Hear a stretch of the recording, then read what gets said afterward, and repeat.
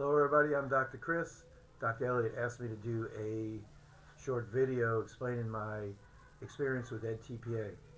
So, if you don't know, EdTPA is a three-part process that you go through when you're doing your internship. And if you need to pass this in order to get your license to teach physical education. If you don't pass it, you are allowed to retake parts of it or rewrite parts of it. But let me tell you what, do not take EdTPA lightly.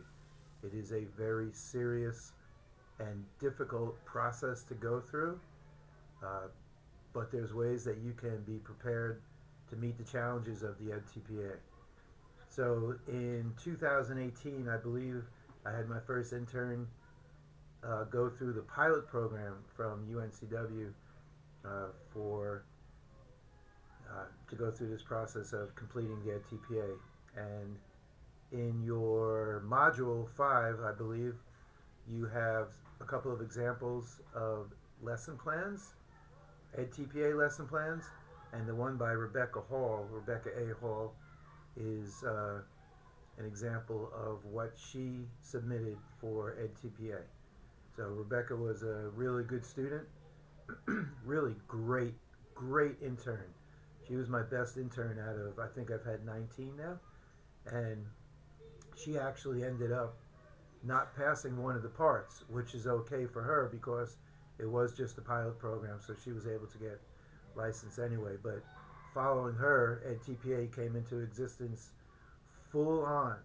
So that means you need to pass the EdTPA in order to get your teaching license. So the EdTPA is three parts. The first part is lesson planning and design. And if you looked at Ashley's lesson plan, I think it's 14 pages long. 14 pages? Oh my goodness. But it's really comprehensive. And my biggest advice, and I tell this to my interns, my biggest advice is that you need to do your lesson plans before you get out to the school that you're doing your internship in. So usually it's anywhere from 3 to 5 lesson plans representing a unit of instruction. So Rebecca or Ashley did jump rope. My intern this semester, Frankie, he's doing tennis. So we had to do 4 lesson plans for tennis for grades K through 5. And actually for the EdTPA, you concentrate on one grade level. And so he did the second grade, and it was a big learning experience.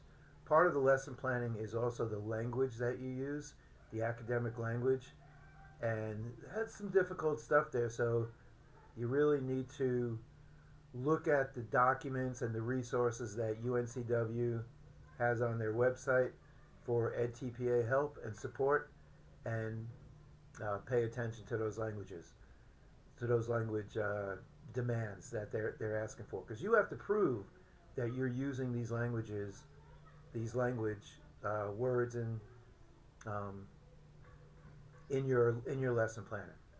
All right, so the second part is videotaping, and then you analyze your videotape. So videotaping is not something that just happens. Videotaping, you need to do it several times so that you can pick and choose your best. Altogether, I think it's 20 minutes of videotape, or up to 20 minutes of videotape. They can't be edited in any way, and you are allowed to use 2 different videos for your videotaping, for your submission. And then you have to write that up. So, and the third part is assessment. Assessment is not only uh, what assessments you used in your lesson, but also then you have to justify why you use those assessments. So just for an example, we'll talk about Frankie for a second. He did his lesson planning on tennis, and you have to show how you differentiate for the different grade levels. His his lesson that he videotaped was actually uh, 3 students working in a group. One student was doing the actual skill, which in this case was tennis bump ups inside a hula hoop with a tennis racket, or actually he used a ping pong paddle and balloons. So he was differentiating for ability level. With his fifth graders, he used actual tennis rackets and modified tennis balls. So he had one person doing the skill, one person videotaping using iPads, and then one person doing an assessment, a pen and paper assessment with a clipboard and a pencil. And while he was going around giving feedback and also doing a teacher assessment on the different groups. So there was a lot of assessing going on.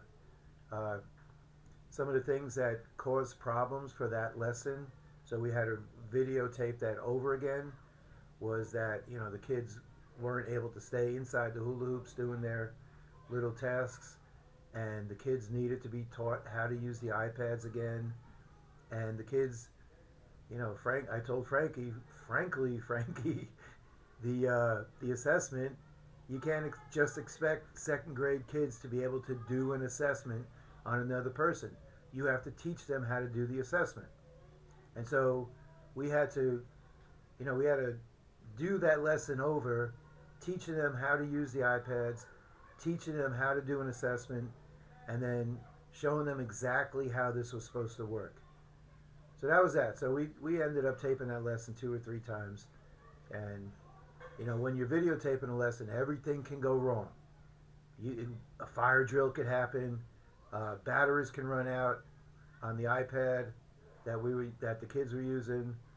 Your phone might not be charged. The first time I did it, I had the phone held this way instead of this way. So that makes a difference. All right, so videotaping. And then the third part, of course, is your assessment and writing up your assessments and if they worked or not. So getting back to the point that EdTPA is a bear. It is rough, people. So here are some helpful hints. Each one of the 3 parts has 5 different rubrics that you're getting graded on. So you need to look at those rubrics and write towards those rubrics. You need to gear your writing towards those rubrics.